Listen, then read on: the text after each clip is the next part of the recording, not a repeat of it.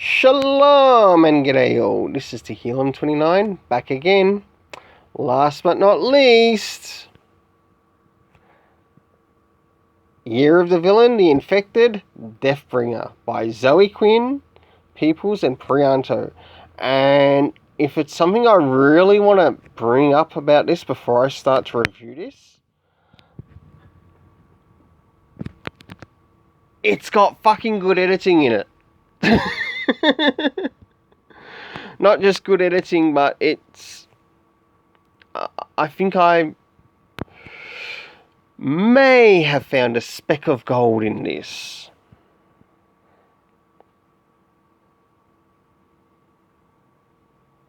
Okay, as you already know how this, or hopefully you know how this works now.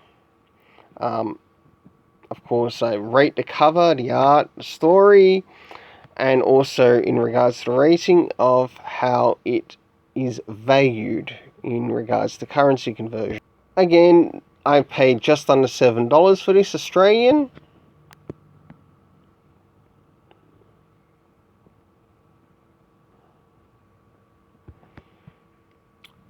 So let's start off with rating this cover in relation to this story. I'm willing to give this an 8.5 out of 10. Now,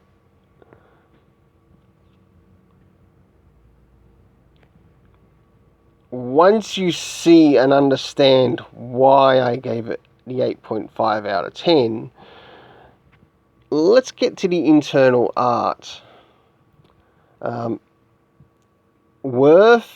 Price it's actually worth, I'd say $2 towards the art, $2 towards the cover. Alright, this is just one of many scenes that was really good.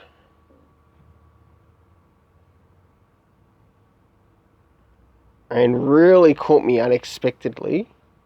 But one thing else that really caught me unexpectedly too, and I'll show you in the next piece of art that I really enjoyed. Alright, this is the other scene of art that I really enjoyed because it showed a lot of the transitioning of the character of what had been recorded by the Titans.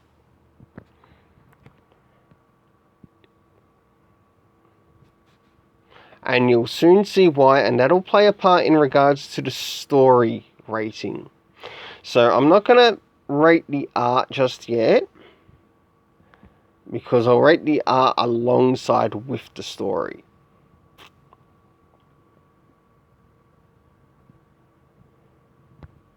Now, moving on to the story, I feel that Zoe Quinn, along with, I'd say, a fair amount of help with the editors, was able to show that she paid attention to cast of characters that she was bringing into the story.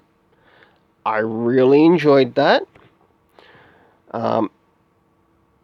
She did a good job in showing one location, but there was a location where it slightly missed a bit when it was done in when it was showing 3 weeks earlier, but it wasn't indicating where the character was in that 3 weeks earlier.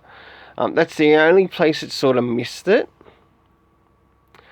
But the story involvement as to what was happening was really good. I think if it had the location of where that was happening, I'd enjoy it so much more.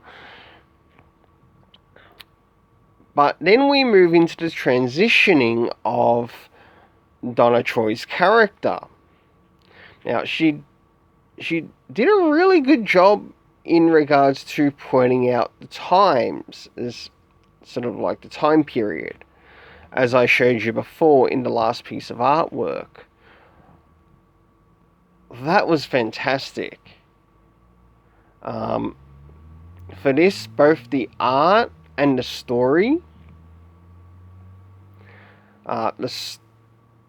the art gets an 8 out of 10. And the story itself,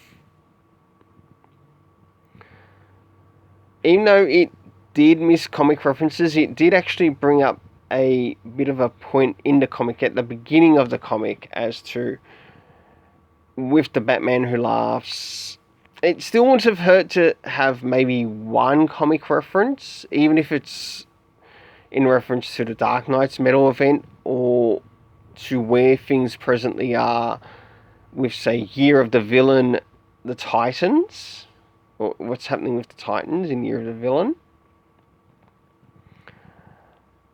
Apart from that, I really enjoyed the story.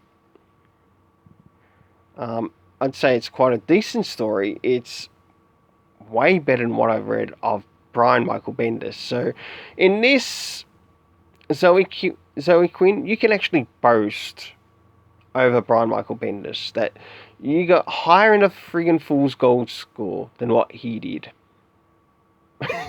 I mean it. I really mean it. Why? Because the story rating I'm going to give this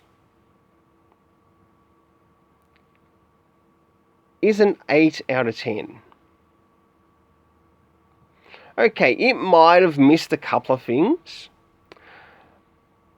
I got my gold in this. I really got my gold in this story.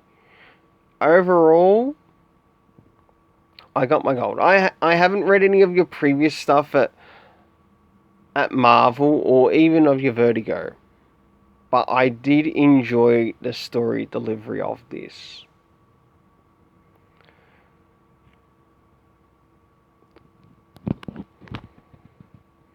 Until then, let's keep it colourful because